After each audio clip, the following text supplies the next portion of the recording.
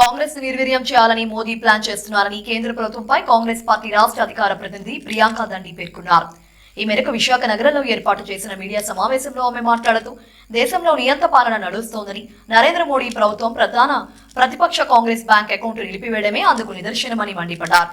కేంద్ర విచారణ సంస్థలైన enforcement directorate, CBI వంటి సంస్థలను పావుగా వాడుకుని వ్యాపారవేత్తల మీద ప్రయోగించి ఎలక్టరల్ బాండ్స్ రూపంలో బీజేపీ పార్టీకి నిధులు అక్రమంగా సమకూర్చుకుంటుందని, కాంగ్రెస్ పార్టీ ప్రజల్లోకి వెళ్లి సక్రమ మార్గంలో విరాళం ద్వారా సేకరిస్తున్న పార్టీ బ్యాంకు ఖాతాను నిలిపివేయడం దుర్మార్గ చర్య అని, ఇది రామరాజ్యమా రౌడీ రాజ్యమా అంటూ మండిపడ్డారు.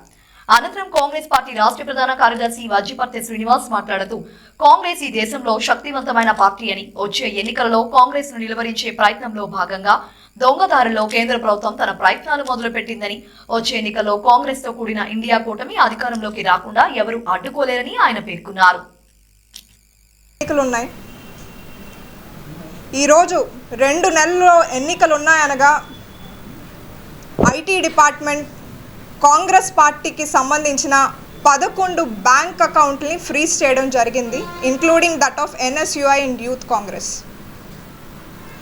ఈరోజు ఎలక్షన్లో పొలిటికల్ పార్టీస్కి ఫండింగ్ అన్నది ఎంతో ఇంపార్టెంట్. ఇది ఎందుకు ఇట్లా ఫ్రీజ్ చేశారని అడిగితే వాళ్ళు చెప్పిన రీజన్, ఎప్పుడో 2018-19లో ఒక 40-45 రోజులు ఐటీ రిటర్న్స్ ఫైల్ చేయడం డీలే అవ్వడం వలన పెనాల్టీ వేయడం జరిగింది. ఆ పెనాల్టీ ఈరోజు ఇంట్రెస్ట్తో కలిపి 210 కోట్లు అంట. ఇంకా 1993-94 నోటీసులు కూడా కాంగ్రెస్ పార్టీకి వచ్చాయి మొన్న.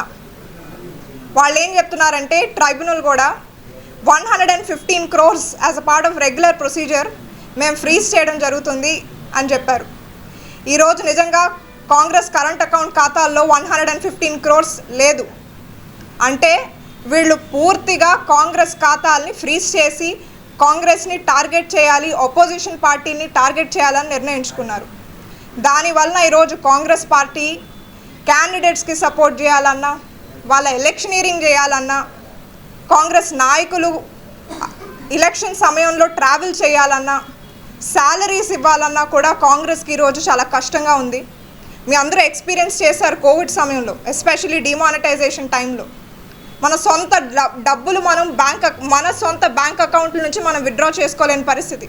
ఈరోజు అదే పరిస్థితి కాంగ్రెస్ పార్టీకి ఉంది. చాలామంది కష్టపడి పిల్లల పెళ్ళిళ్ళకని సేవ్ చేసుకున్న డబ్బులు ఇలా డిమానిటైజేషన్ టైంలో విత్డ్రా చేసుకోలేకపోయారు. ఎలాగైతే సేవ్ చేసుకుంటారో మీరందరూ పార్టీలు కూడా ఎలక్షన్ కోసం అని సేవ్ చేసుకుంటాయి. అలాంటిది ఈరోజు 2 నెలల ఎలక్షన్ ఉన్నాయనగా ఇట్లా చేయడం అన్నది ఈజ్ వెరీ బ్యాడ్ అండి. ఈరోజు ఇదే విధంగా ఒక్కసారైనా పోనీ ఎలక్షన్ కమిషన్ మాట్లాడుతుందంటే ఎలక్షన్ కమిషన్ కూడా గొంతెత్తలేదు.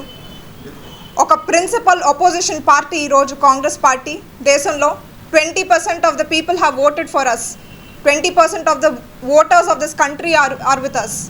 అలాంటి పార్టీని ఈరోజు టార్గెట్ చేయడం చాలా దారుణం.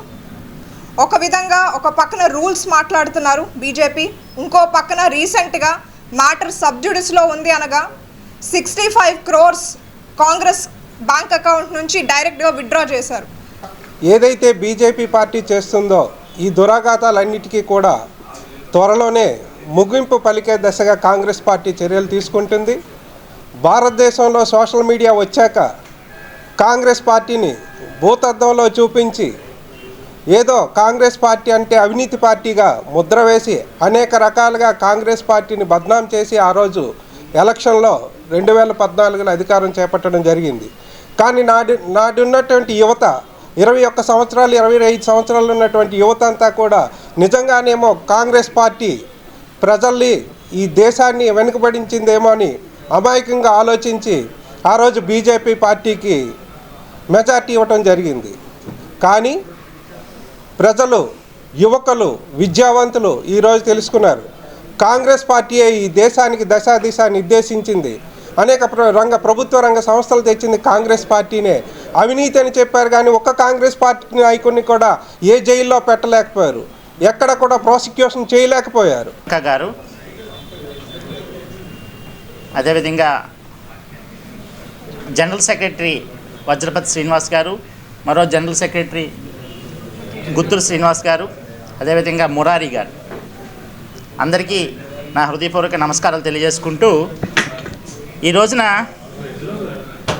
మన భారతదేశాన్ని పరిపాలిస్తున్నది ఇద్దరు కిమ్లు, ఇద్దరు హిట్లర్లు, ఇద్దరు సద్దాం హుస్సేన్లు లాంటి మోడీ గారు, అమిత్ షా గారు. ప్రతిపక్షం ఉండకూడదు. మరి ఈ దేశానికి, భారతదేశానికి స్వతంత్రం తీసుకొచ్చిన కాంగ్రెస్ పార్టీని వీళ్ళు లేకుండా చేస్తారా? ఈ దేశానికి రాజ్యాంగాన్ని నిర్మించిన కాంగ్రెస్ పార్టీని లేకుండా చేస్తారా? ఈ దేశానికి మొన్న